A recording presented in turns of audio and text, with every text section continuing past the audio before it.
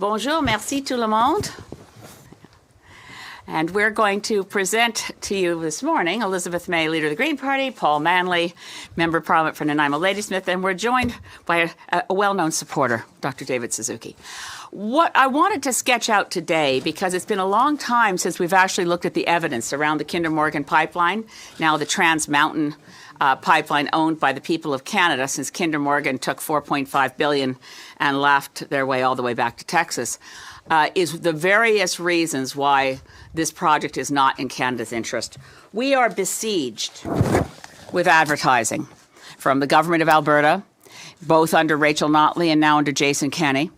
It may be the perfect metaphor for Alberta's approach to this issue that they have had, as we all know who live in Ottawa, a large truck circling Parliament Hill, gas-guzzling, polluting truck with a flashing electronic sides on all sides to say that we need the TMX pipeline, and somehow it has something to do with providing schools for Canada.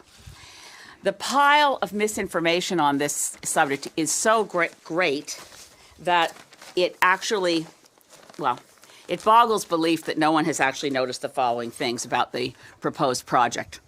Number one, there has never been an independent economic analysis of this project that says it's in our interest. The claims that have been made by various proponents, such as the report from Scotiabank that claimed we were losing multiple millions of dollars a day, a figure that keeps being amplified and exaggerated, was blown apart within 24 hours by economist Robin Allen from British Columbia. The claim that there is a large loss on every barrel of bitumen exported is false. It's very easy to establish, as Robin Allen did, that the big producers, Suncor, Husky, other producers out of Alberta, are upgrading bitumen and selling it at a premium. As Gordon Laxer reported in a column in the Toronto Star, the total amount of profits from the big five producers in Alberta exceeds the total government revenue for the province of Alberta. They are not suffering, they are not hurting. You cannot make any money in the oil sands unless oil is selling at more than $90 a barrel, which it's not. The economic case for Kinder Morgan, by the way, going into the National Energy Board hearings, and I was an intervener there, the economic case for Kinder Morgan was that it would hurt jobs and would be bad for Canada, because the only economic argument that was proffered by any intervener came from Unifor. Unifor argued that the project was a threat to jobs. The National Energy Board refused to hear Unifor's evidence because the National Energy Board ruled that jobs in the economy were not on the list of issues they had to study.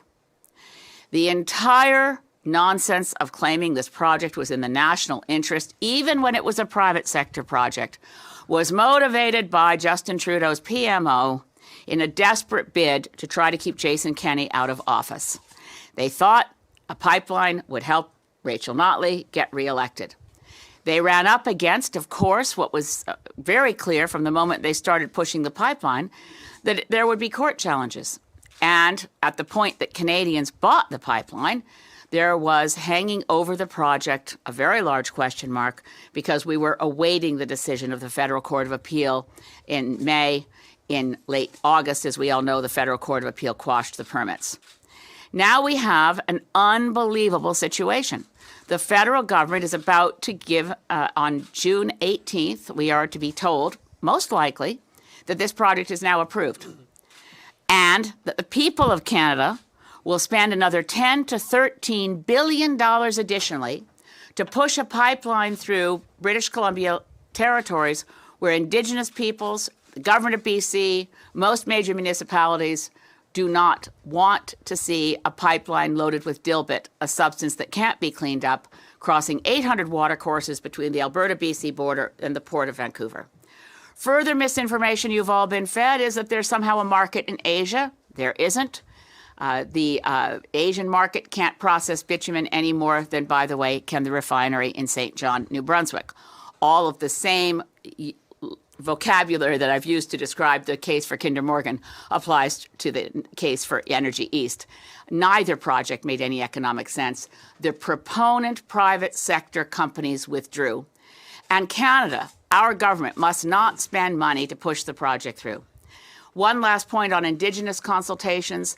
The adequacy of Indigenous consultations is in the hand of SNC-Lavalin's lawyer, and SNC-Lavalin stands to have contracts in the project if it goes ahead. I think that conflict of interest is extraordinary. And in the time remaining for opening statements, I'm turning the microphone over to my colleague, Paul Manley from Nanaimo Ladysmith. One of the pieces of propaganda that we hear over and over again is that the activists that are involved in opposing this pipeline are paid and somehow being financed by American interests or foreign interests. And I can tell you, as a filmmaker, I produced the first video opposing the Kinder Morgan expansion and letting people know that there was bitumen coming out of the West Ridge terminal and that there was a planned expansion there. I also produced a video with Pamela Anderson, which became the first national and international story about this. I didn't receive a cent for any of that. I did it for my children. I did it for my grandchild. And I stand opposed to this pipeline. I stand opposed to raw bitumen exports, and I think we need to be ramping down the oil sands and down to a level of 0 by 2030, that we have conventional oil that we can be using for our transition, but this is the dirtiest oil on the planet, and we need to be ramping down what's going on with the tar sands and not building export pipelines. If there is money for activists to do this work, I'm waiting for my check. Je veux seulement faire un petit résumé en français. Nous sommes absolument engagés contre l'oléoduc Trans Mountain. Maintenant, Justin Trudeau a acheté cet oléoduc. C'est incroyable parce que c'est un grand gaspillage de ressources fédérales financières du public du Canada. Comme citoyen de Canada, c'est une décision absolument incroyable d'acheter un oléoduc qui manque un cas économique. Ce n'est pas seulement à cause de la menace vers l'environnement, l'augmentation de gaz à effet de serre à cause de cet oléoduc. Ce n'est pas seulement les raisons pour lesquelles le Parti vert s'est absolument engagé contre cet oléoduc. C'est aussi la réalité qu'il manque un cas, il manque des preuves ou faits économiques pour justifier un oléoduc comme Trans Mountain. Et maintenant, nous sommes disponibles pour les questions. Hello. Oh, okay. Oh, David Suzuki has a few words to say. I just happened to be here, and she invited me to come, and I'm now listening to that. I can't resist. I'm here really speaking to you as a grandfather. And as a grandfather with a science background, I take science very seriously. The kind of issues that they're talking about are economic, they're about money, and they're about politics.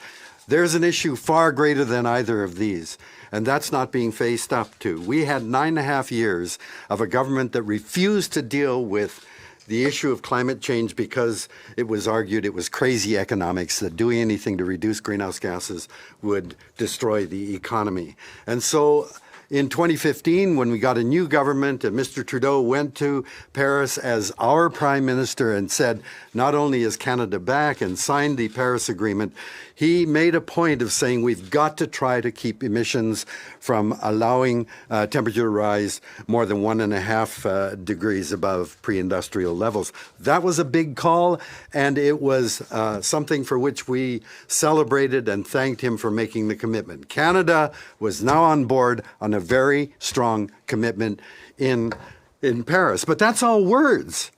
Mr. Trudeau is not our Governor General, he's our Prime Minister. And now is time for him to carry out his promises, and that means action. And what the IPCC report in October of last year did was to simply confirm what Mr. Trudeau committed Canada to in Paris. Keep it below 1.5 if we possibly can, and that means we have a concrete target. We've got to reduce our greenhouse gas emissions by 45% by 2030 and by 100% by 2050. That's a tough ask. if we're serious about meeting that commitment or hitting that target, it means we have to start reducing our use of fossil fuels by 6% a year starting yesterday. So the challenge is, are we going to pay attention to what the scientists are saying? And we're now balancing a future for my grandchildren and your children. We're balancing that against jobs. It doesn't make any sense. Of course, there are going to be huge jobs created as we make a transformation or transition to a different kind of energy future. But if we continue to use current jobs as our argument against the fate of the Earth, I just think it's a form of insanity, and my grandchildren, I can tell you, do not want those kinds of decisions. So, Julie. Considering that next Tuesday the government will be making an announcement on the pipeline. Yeah. The government's already bought the pipeline. This is about expanding it. I mean, is this not a little bit too late here? No, there's such a thing as sunk costs. The $4.5 billion on buying the existing pipeline that was built in the 1950s, we'll never see that money. But there is not a single sane business person, much less scientist who cares about climate action, who could justify spending a penny more. We've bought an existing 65-year-old piece of infrastructure that's currently in operation. Buying it didn't create a single additional job. Building, and by the way, this idea that people have that it's somehow easy to twin it, it's a completely different pipeline, following in many places different routings. It's not an expansion of something that's already sitting there. So the idea that we're going to build a 100% for export pipeline to ship dilbit, for which we do not have evidence of any market outside the United States. The lies that have been told about this project pile up so high that I can almost not remember all of the ones I need to enumerate as lies. There is no market in Asia for bitumen. The Vancouver port that sees dilbit shipped out on tankers today sees that going down to California. There is no justification for spending a penny on expanding and building a second pipeline. None. No matter how much Jason Kenney can afford to spend in ads and trucks that circle around Parliament. I find it interesting, too, this ad that talks about schools. Most Albertans don't realize that the Alberta government receives more revenue from the taxes on alcohol and tobacco and on gaming than they do on oil and gas revenue. And so, you know, who is getting this money? Who's earning this money? How is it good for our economy? What is this all about with the GDP? This isn't about building schools. This is about enriching oil companies and their shareholders. And people need to wake up to that. We have jobs available to do the transition. The people that work in the oil patch have transferable skills, and we will be able to put them to work building the clean energy economy that we need for our children and grandchildren to survive. If the goal of approving this project was to get Rachel Notley reelected, and that didn't happen, what do you think is the reasoning behind approving it on Tuesday? It's a very good question. And I'm sure some people within the Liberal Party are asking themselves that question. I think at this point they may feel they've boxed themselves into a corner by saying the pipeline must be built, the pipeline will be built. This notion that there was a grand bargain, that Rachel Notley agreed to climate action because they gave her Kinder Morgan, is, even on the face of it, appalling, because you cannot meet climate targets if you're expanding greenhouse gases through projects like LNG in Kitimat, or through projects like a commitment to an infrastructure project like an expanded pipeline for export that commits that the goal of more pipelines is to expand oil sands production. So I can't understand how at this point with by the way, Rachel Notley's climate plans were not as advertised. The idea of having a cap on greenhouse gases is great, but it was at 30% more than current levels of production. So a cap at 100 megatons a year is not climate action when current levels of production are 70 megatons a year. As Bill McKibben, founder of 350.org, always says, the first rule of holes is stop digging. So somehow, through political miscalculation, the current Liberal administration decided that keeping Jason Kenney out of office could be accomplished by giving a permit for a pipeline against all their campaign promises of evidence-based decision-making, against the campaign promise that no project could be approved based on a process as shoddy and flawed as the NEB process on Kinder Morgan. Then they turned around and approved it. That no relationship is more important than our relationship with Indigenous peoples over the objections of the Tsleil-Waututh, the Musqueam, the Squamish, the Wisanik, the Sartlip, the Pocatchin, the First Nations communities most at risk who live in and around the Salish Sea, where it will be absolutely devastating if a single accident takes place because dilbit can't be cleaned up. It is the worst substance to ship in terms of spills. By the way, if you're looking for the worst substance in terms of explosions, it would be back in shale from North Dakota. But in terms of spills, you can't clean up bitumen mixed with diluent. I can't imagine that the Liberals have any reason for approving the pipeline at this point other than how do we explain changing our mind? And I hope that maybe somewhere while they're thinking about this for their announcement June 18th, someone is saying, why would we want to spend 10 to 13 billion on what will be stranded assets these terms of stranded assets and carbon bubbles? Google what Mark Carney says about it as governor of the Bank of England. Smart energy companies are getting out of the oil sands. That's why Shell, that's why ConocoPhillips, that's why Total SA, that's why Statoil have all left the oil sands. And as they did, they said, we're leaving because these are very, very carbon-intensive fuels, and they will be stranded assets of unburnable carbon. It makes no sense, even from the economic frame, to invest $10 to $13 billion of public money. The announcement this week, Dr. Hoskins said it'll cost $15 billion to bring in pharmacare. And everyone said, oh, that's a lot of money. $13 billion is probably going to be exceeded as the project goes over budget to build a pipeline that British Columbians don't want and that Canadians don't need because it's not in the national interest. It's a gross misuse of public resources based on a political miscalculation. What about the downside politically? I'm just thinking of, because Jason Kenney's got all these ads, you see them everywhere, about the pipeline. They're already upset in Alberta about C48 and C69. So if the government were to say no to this, what about the fact that Albertans see this as a job creator? Well, if I were Prime Minister, the first thing to do is to actually sit down and develop an energy strategy so that we think like a country.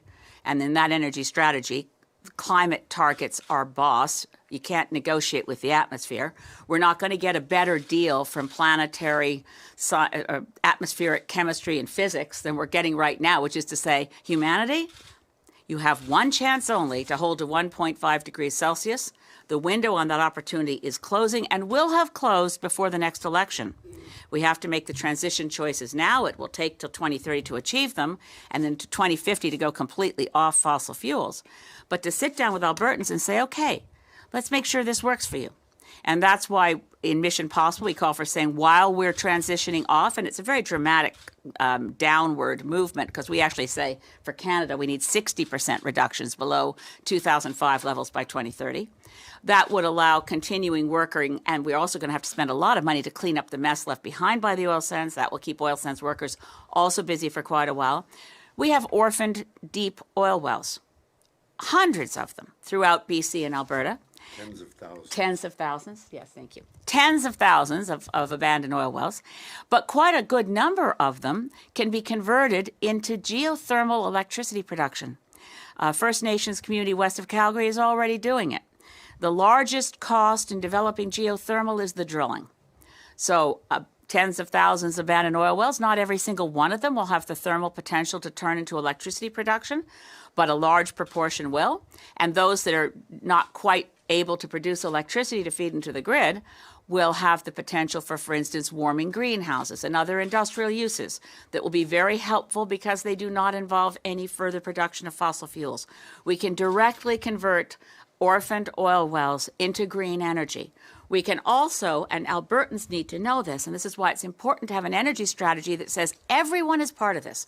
This is all hands on deck. We don't want to create divisions of British Columbians versus Albertans or Quebecers versus Albertans. This is a terrible way to bring a country together, and we need to work together to confront the climate crisis. It's an all hands on deck moment where we need to mobilize as we never have since the Second World War, when Canada mobilized, transformed our economy, and were engaged in a project that required everyone.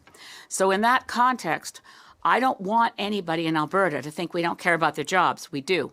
The oil sands are one, as an industry that's still making lots of money, I stress that, are making more money through artificial intelligence and automation. They're getting self-driving trucks so they can lay off the truck drivers. I don't hear Jason Kenney worried about the jobs of the truck drivers who've lost their jobs because the profit-seeking, and of course they're profit-seeking, they're private enterprises and their responsibility is to their shareholders. They're making more money because they're laying people off to replace them with automation. We want those people to work. We're not going to give a lot of rhetoric about jobs. We're going to talk about workers. And workers have the right to know that their income, their way of life will be protected through just transition in the process of stopping our use of fossil fuels 100% by 2050. But we have to put a lot of solar energy into Alberta. We have to fix the east-west electricity grid. That's a massive job-producing process and project. So while Andrew Scheer talks about needing an energy corridor for pipelines, that's not what we need. We need a functioning, modernized, upgraded east-west electricity grid that's 100% renewable energy from wind, from solar, from hydro, from geothermal, and that delivers what Canadians need, which is that when you flick the light switch, you want the light to come on. It doesn't matter to most consumers whether it's coal that turns your light switch on, or solar, or buying power from British Columbia in a functioning east-west grid that allows us to move renewable energy from where it's being produced to where it's needed in periods where we will be increasingly an integrated economy. We cannot afford divisive politics when we need to pull together. How can you convince First Nations, not all First Nations, some First Nations of course support pipeline projects. How do you convince those, especially the remote ones, they're not going to benefit from a transition to a green economy? They're probably too isolated, too poor, and they do benefit from revenues from the oil and gas industry. There's a report, albeit it was from the Fraser Institute, that backed that up. Yeah.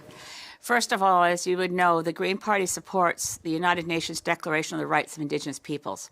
I would never put myself in a frame which started with, how do you convince First Nations? Self-government, nation-to-nation respect is essential. But in the context of looking at a future in which our life support systems are spiraling out of control quite rapidly, we are losing species in an extinction crisis.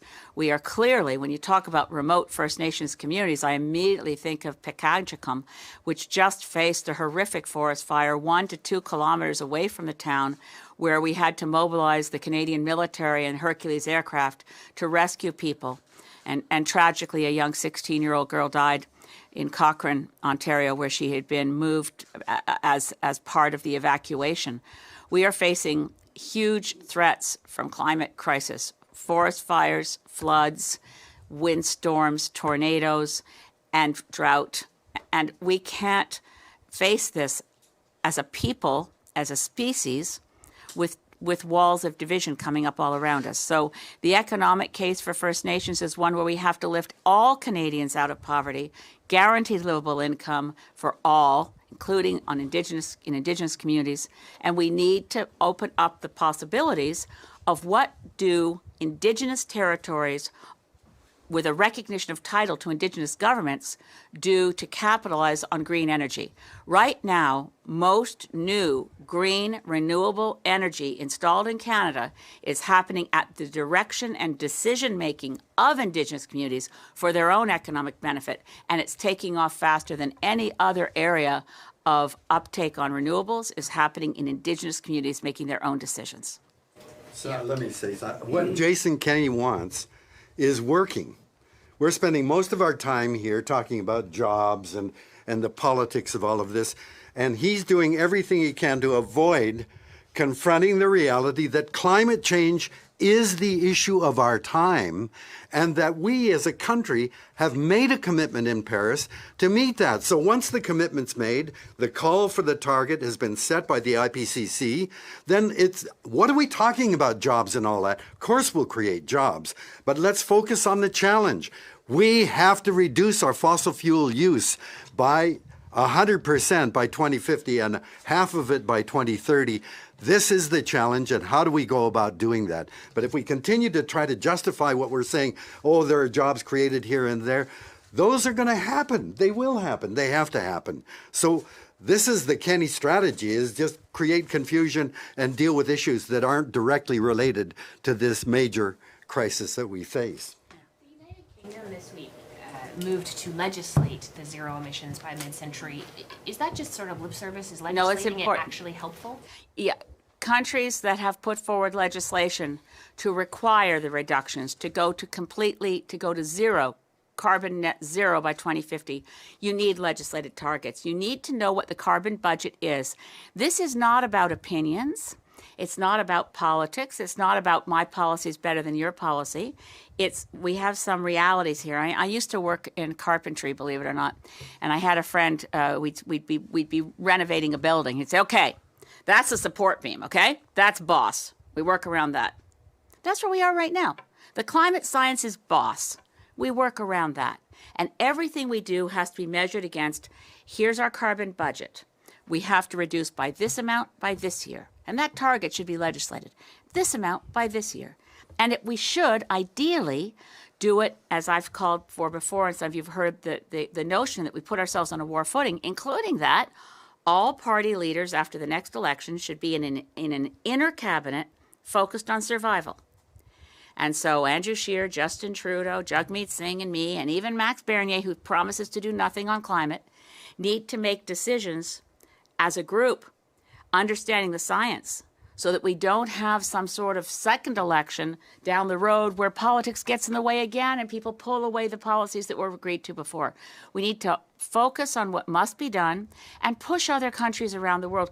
We are the laggards right now. So when I say push other countries, I feel, I have to stop and say we are not in a good position to push people because we are laggards. But if we improve our targets and we go to the United Nations, to the next climate negotiations and say, look, we're a country that's been telling you for years that we needed special circumstances, special recognition because of the oil sands. We needed more time. We needed to do a little less than everybody else. If we go and say, we've gotten the message. This is a question of whether human civilization survives. This is a question over whether our children alive today can live to be our age, and I just turned 65. Will my daughter, who's turning 28, be living in a livable world with functioning governments and social services that are available? These are the kinds of things we expect as baby boomers, and we're depriving our children of the certainty of those things unless we act very, very quickly. And so Canada can do more, but legislated targets, such as in the UK, similar legislation was just tabled in New Zealand. They've already done this in some other countries. It's really important that you say what you mean and mean what you say and then act. The question with legislation is, or what? So if you miss the targets, what happens? Well, in terms of the Paris Agreement, unfortunately, it doesn't have any penalty clauses. The last global environmental agreement that had effective sanctions was the Montreal Protocol in 1987 to protect the ozone layer, and it worked. I think it's time to go back and take out of the toolkit the sanctions and the enforcement mechanisms that were used in 1987 in Montreal, and that means trade sanctions, which means that I think the World Trade Organization needs to be reconfigured as a World Trade and Climate Organization and stop having trade agreements and trade negotiators pressure environment ministers and say, are you environmental treaties getting in the way of trade? We need to ask the question, are trade agreements getting in the way of survival? How much will the pipeline increase emissions, the expansion of it? The expansion will increase emissions by, well, number one, it will increase emissions once it's shipping out more dilbit. So essentially it would be at least, and I'm ballparking here, Julie, so I might have to get back to you to be absolutely certain, but about 10 megatons at least a year, potentially more, because they'd be expanding oil sands production to fill the pipeline. What about what should happen to those two pipelines that are scheduled to go online in 2020 to carry bitumen to the U.S. market? The question of whether we should be expanding bitumen production for it being burned in other countries is key. As you know, I'm saying we should be using the Canadian market and stopping imports, because while we're having this bitter dispute over sending 590,000, that's the daily barrels a day for Trans Mountain expansions, 590,000 barrels of diluted bitumen a day. We're importing into Eastern Canada 700,000 barrels of Venezuelan and Saudi oil. So crunching the numbers, which we've been doing, and we'll have many more details in our platform, crunching the numbers as we decline like this quite steeply, we should be also looking at not exporting bitumen for burning in other countries. Ideally, we shift bitumen from being used as fuel to being used as feedstock to petrochemical production, so we're not burning it at all. But over time, we're going to be shifting our whole economy off fossil fuels, which makes, and that means a global transition, not just Canada. So that transition is one. I mean, Saudi Arabia says they're going to go off oil by 2050. They've even said it. It's harder to believe coming from Saudi Arabia, but Canada hasn't yet set a target of anything beyond what Harper left in place, which was 30% below 2005 levels by 2030, which, again, this is what even the Parliamentary Budget Office called this week the Paris target. It's not the Paris target. It's the target Canada had in Paris. But the goals of the Paris Treaty are approximately twice as steep, require twice as much effort. And that's what's, I know, hard to communicate here, but people in other countries, the countries that have already achieved Kyoto targets and gone beyond. Scotland is at 40% below 1990 levels by 2020. Here we are in 2019, a country that pledged to go below 6% by 2012. We're far above 1990 levels. The European Union as a whole is well below 1990 levels.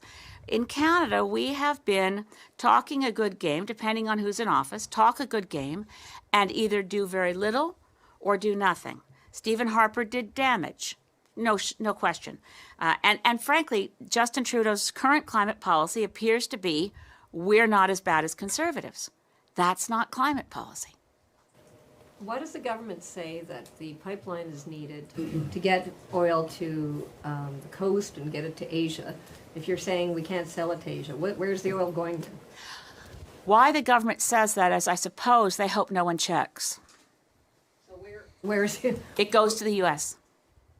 The only market. Why are they saying Asia if it's not a thing? Because it gives them an argument to say this is expanding markets. At some point, and when I've talked to them in detail, and I won't mention which cabinet ministers, because of private conversation with the cabinet minister, I respect the privacy of the individual.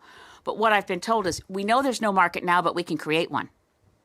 We can get China to build upgraders even though they don't have them. We can create a market that doesn't exist by shipping a product they don't want now, they'll eventually want it. So the entire scheme of building Trans Mountain to get bitumen to Asia is, again, built on a pile of lies. And the individual members of Parliament who are saying this may not know that there's no market in Asia. It's easy to find out. Robin Allen, British Columbia economist who used to be the senior economist for ICBC, she's a serious researcher, and she's actually chapter and verse. You can see that while some bitumen used to go to Asia, it's dropped off almost entirely. It's all going to California. So the difference is you get Trans Mountain pipeline expansion built, you'll be getting tankers going to the U.S. We already have pipelines going to the U.S. We also have pipelines, by the way. One pipeline that Kinder Morgan didn't sell us for $4.5 billion, it's kind of funny.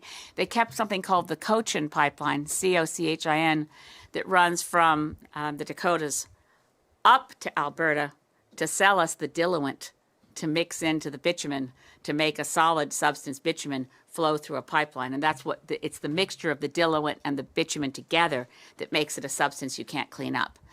But there isn't a market in Asia. And if we want to create a market in Asia, what we're doing is increasing greenhouse gases in Canada and in Asia, and violating and destroying the one opportunity we have. Again, I want to repeat this.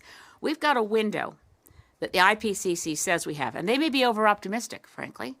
They say we have a window to hold to 1.5 degrees Celsius. It closes permanently within a few years.